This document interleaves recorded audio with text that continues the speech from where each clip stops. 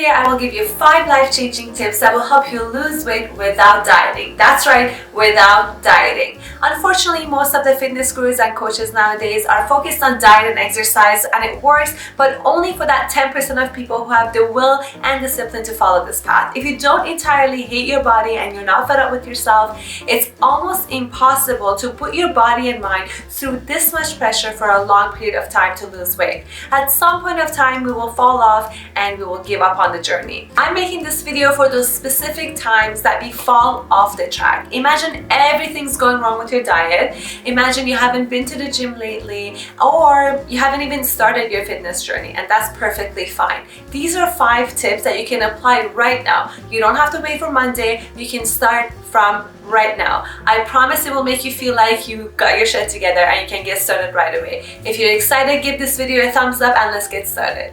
Number 1, chewing food. This sounds very simple, but let me back it up. Maybe it will motivate you. It prevents overeating because as you chew, your brain has more time to receive signals from your stomach that it is full, which really does help. When you hold the food in your mouth also, your food starts the digestive process in your mouth. There are certain enzymes that gets released in your mouth will get the process started and makes the digestive process a lot easier. The smoother the food moves through your body, the less likely that you are to eat more or to hold on to it a lot longer. It helps with better nutrients absorption that eventually helps with weight loss. If you feel like this is a very hard habit to create, I am right there with you guys. It is because we need to work on lowering our stress and anxiety, especially if you have ADHD. This is something that we need to for sure work on. I've made a few videos on that. Make sure you check them out right here after you're done with this video. I will leave it in the description below for you guys as well. When we're anxious and we have a lot of stress, the food looks so good and we're excited to do the next best thing after our food that we rush through our food so quickly. We usually like to watch something with it. So what we need to do is to make sure that we're not watching something that's so stimulating. We maybe can watch a documentary or a nature show, something like that that is kind of chill and it gets us through the food and it helps us chew every bite. So it's suggested to chew every bite 24 times if possible. That would be the best, most ideal way to chew your food. Snacking in between meals is the main reason that your body holds on to weight. I'm not the person who gives you advice for that because it is the very reason that I don't have abs right now. But I remember the times that I was at my leanest. Those were the times that I stuck with my meal times that I never snacked in between. You must choose how often you want to eat. Once a day, twice a day, 3 times a day, 4 times a day, 6 times a day, 8 times a day, whatever it is. Stick to that for at least 6 weeks or for the rest of your life if you can.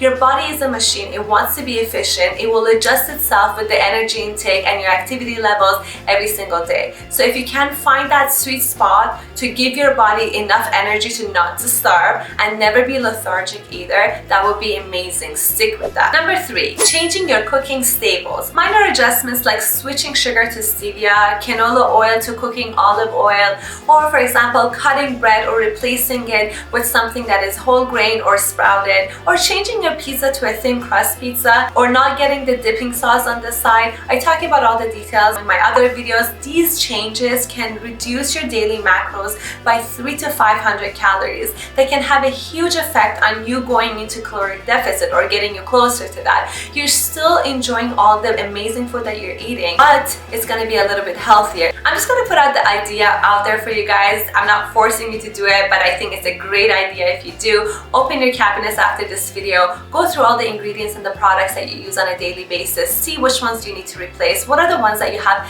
deep emotional attachments to and you know deep in your heart that you need to let them go or replace them with something a little bit less calorie dense or a little bit healthier. So see what are those products and let them go. If you're gonna do that today, if this has motivated you to take that step, make sure you leave a heart in the comments below. Number 4, soaking and sprouting your grains overnight. It can help with a few things which I'm gonna list right now. Number 1 is that it improves nutrient absorption, which is really great for your health. It increases fiber, therefore increases satiety, so you get less hungry. It lowers glycemic index, which means how quickly carbs will raise your blood sugar. So if your beans and rice have lower glycemic index, they won't be raising your blood sugar as high as the non-sprouted version would, which is amazing, right? And you must know that it reduces anti-nutrients like phytic acid and lectins, which interferes with absorption of minerals and vitamins, which is really important to know this. Soaking and sprouting is very underrated. If you get into a habit of doing this, it helps you with your overall health and therefore your weight loss.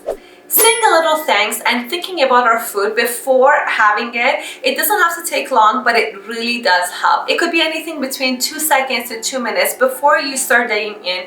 It helps you become a little bit more conscious about what you're eating, right? On a good day, I try to think of the ingredients in the food, where it might come from, how it got here on my plate, who paid for it, who prepared it. This really helps me become more conscious of my food. On those days that I remember to do this, actually, I feel like my food actually is digested a little better and I'm less hungry afterwards. If you tried this, let me know in the comments. I really wish that somebody does research on this because I think it's science. It does work. I've experienced it, and I talked to a lot of people who applied this tip recently and they feel the same way. So let me know in the comments if you tried this, you tried saying a little prayer or thanks before your food, and tell me how you feel your food is digesting afterwards. This is very important, and I really hope everyone can take this home and apply it. So remember to chew your food.